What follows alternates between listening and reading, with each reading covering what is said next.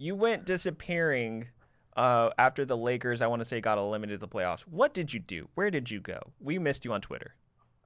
I got canceled. I mean, I got suspended for a while. Which is some street cred.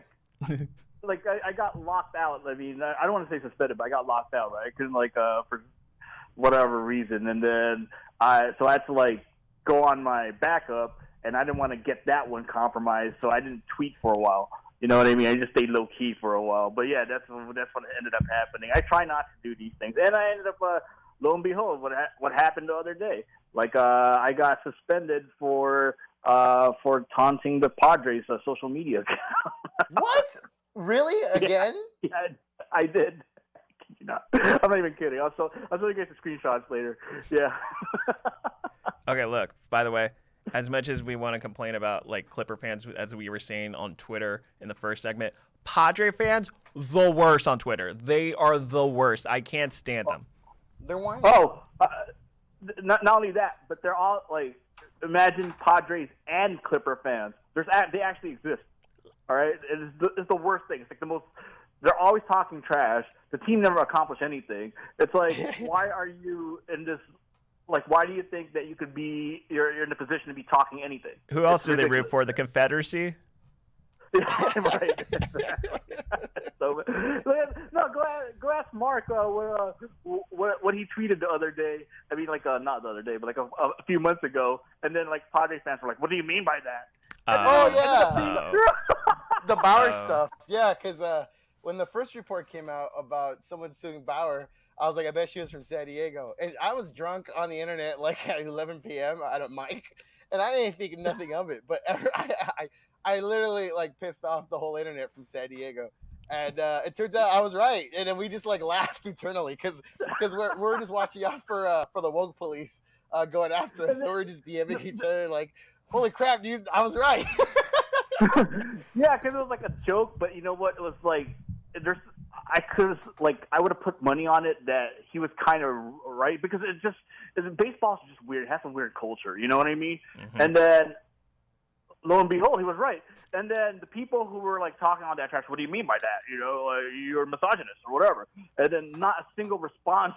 I was hey, I was trying to engage them. I know no one wanted to to speak up and be like, hey, you were right. They were just they just stood quiet, which I'll take it as a compliment. But even though, I mean, there was it was just something dumb I just thought of, and that was it. But it's a perfect example of just this of how dumb cancel culture could be when it comes to Padre fans, I guess, trying to go after people and going after you. Yeah, it's all jokes, man. I mean, let's not take life so seriously. You know what I mean? Twitter's supposed to be a medium for a lot of people to just get their jokes off, and it's not. It's nothing personal. It's nothing serious. It's just, you know what? This is funny because there's probably some truth behind it. And lo and behold, there was, so it's great. Yeah. I'm willing to make a bet right now that if Trevor Bauer does decide to pitch again in the MLB, or if the MLB, I should say, if the MLB does decide to let Trevor Bauer pitch, that the team that will sign him is the San Diego Padres. I'm willing to place a bet on that. You know who I think will sign him if he's allowed to pitch again? Who? The Houston Astros. Oh, okay, yeah. I stand corrected. My bad. They don't care, dude. They really don't. And Trevor Bauer will even go into it, and he'll start banging on trash cans, and that'll just even irritate you more. He knows how to pull the cords on certain fans. Yeah, he'll definitely go full heel. He does not care. Yeah, he doesn't care at all. So yeah, I could see that happening. But the news is that. I don't know if you guys read the Passan, the Passan report, but he said that Major League Baseball is actually considering giving him a 2-year suspension. Right? Wow. So, no, but here's the good thing though. If he's suspended, the Dodgers aren't on the hook for his salary anymore. Yeah. Okay. So that means we could re-sign Scherzer. So I'm thinking to myself, you know what? What do I need to do to get him suspended? I'm trying. I want Scherzer back. Scherzer's been since him and Trey Turner got on the team, like let's be real here, right? Like before they came back, like the team kind of felt like dull. You know what I'm saying? Mm-hmm. But like they kind of like gave a little spark to the team, right? So like, and I want them back because to give that intensity that they need, the hustle and the intensity that the team needs, right? So I definitely need, especially since we gave up like 2 really good prospects for them. Like they need to come back, and like the Dodgers are like really up against it in like in terms of the cap. I mean the cap, the taxes, and if you take out Bauer. Like, not only do you take away his salary, the Dodgers don't have to pay that, they take away any tax penalties that come along with it. So they could use that money to re-sign free agents or sign other free agents. So, yeah, I'm just hoping that maybe somebody plant some drugs in his trunk and just say that, you know what, hey, you know, he's got to go to jail. Like, I don't know. I'm sure Zach's really excited that the Dodgers are a game and a half behind his Giants too. By the way, Nas, I'm a Giants fan. So here's the thing: I worked for AM 570. There was actually a few Giants fans that worked out of there too. I have no ill blood to Dodger fans whatsoever. If anything, I really hate the Padre fans because they have this sense of entitlement without earning anything. So that's where like my whole thing is like I don't really care about the Dodgers. They're not really in my eyesight right now. It's more about me putting my passion and hatred towards the Padres, which are now practically close onto the wild card elimination state right now. Yeah, and you know what? I feel the same way too. I don't hate the Giants. It's like, you know what? Like I respect them because they've been like a historical rival. That's it. Yeah. You know what I mean? Besides a few stabbings here and there, like between the fans, you know, like it's okay, you know, like or enabling the biggest cheater in the history of baseball, but you know, that's beside the point. Hey, look, Eric Gagne was obviously I don't look at Eric Gagne as a cheater, okay? That's what a lot of Giants fans want me to look at Eric Gagne. But other than that, like he did those steroids, and that's in the past. I'm willing to put that behind me. Hey, man, I found that entertaining. Our roided up guy went up against your roided up guy, and your roided up guy beat our roided up guy, all right? And he launched that thing like basically to the Pacific. Yeah, he launched it to the Pacific Ocean, literally, right? So it was like it was like King Kong versus freaking Godzilla. Godzilla, right? With like a syringe on their back, right? And they're like, so like they, like. I have no problems with Giants fans. You know what I mean? Like it's the Padres fans because, like, you know what? They feel like they could talk trash to the Giants. Like I think they hate the Dodgers more than they hate the Giants, just because like we've just been more successful recently, right? But I've been seeing a lot of like trash talk from Padres fans to Giants fans too, and Giants fans are like, what? You know, like we won 3 championships in like 5 years. Like, what are you guys talking about? You know what I mean? Yeah. So like.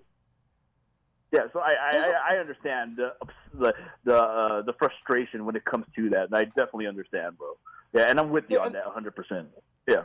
Yeah, and there's a lot of parallels between the San Diego Padre fans and Clipper fans, because yeah, they you're right, they're self-titled, and they just kind of feel like just because they're good, like they kind of feel like, you know, they got something to say. It's like going back to Clipper fans, we never trashed them or said anything bad until they started it with CP3 and Blake and We Run LA and all this, you know, BS that, you know, they started.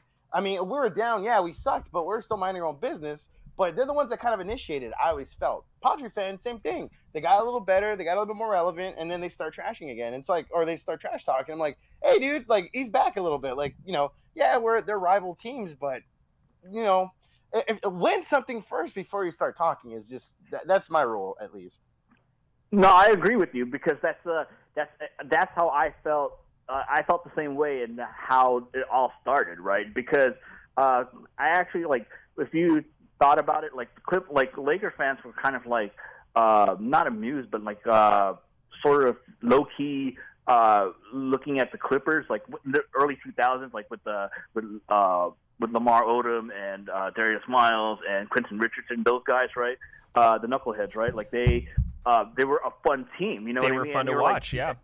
Yeah, they were fun to watch. Nobody trashed those guys. Even if they did well, nobody would trash those guys because it's just like it's not, their fan base never clapped back at us. Or clapped at us, right?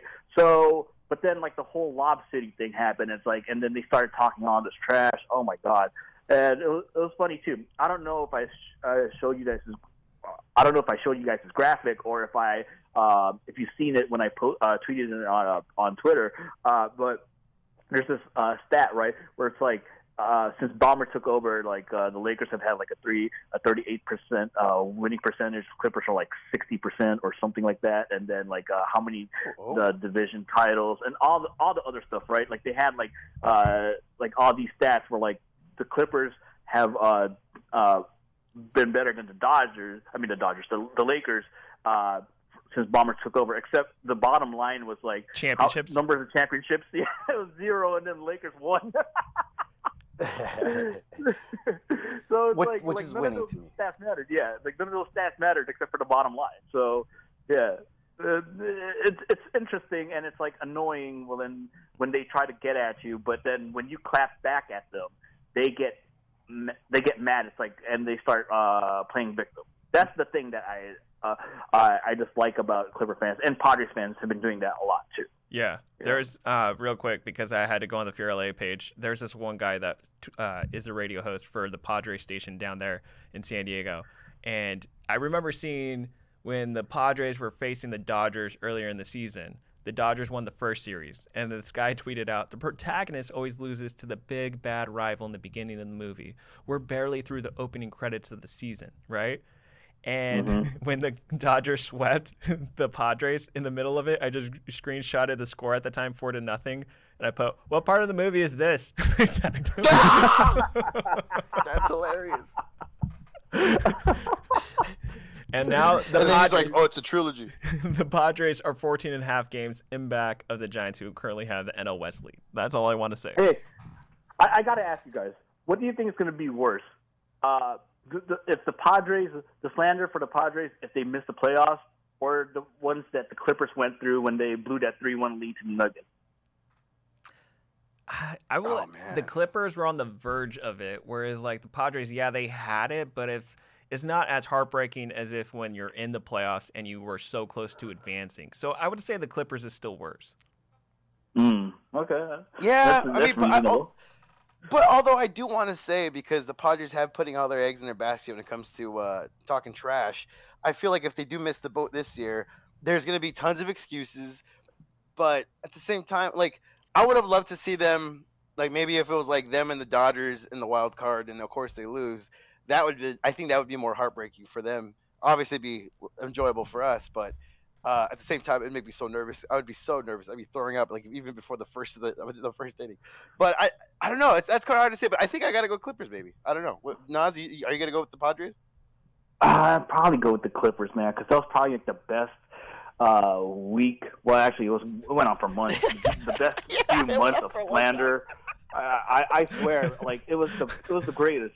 You know, like and it was well deserved. So much, yeah, and all the reports that came out too, like how like Trez was mad at PG. It's like it's never you never blame you always blame everybody else but yourself. Like like all that stuff. Like him hitting the side of the backboard. Like Kawhi just like standing there, like sitting there, like just looking in space. It's amazing, man. Like there's nothing compared to that, really. Like, but I think the Padres not making the playoffs with all the money that they invested in players, right? Because they're not at the level of the Dodgers when it came to like spending, right? Well, nobody is, you know what I mean, literally. But it's not a lot of money, and they were talking a lot of trash. They're saying like this is their year to win the World Series, right? They got Darvish, they got whatever, like they got a bunch of players.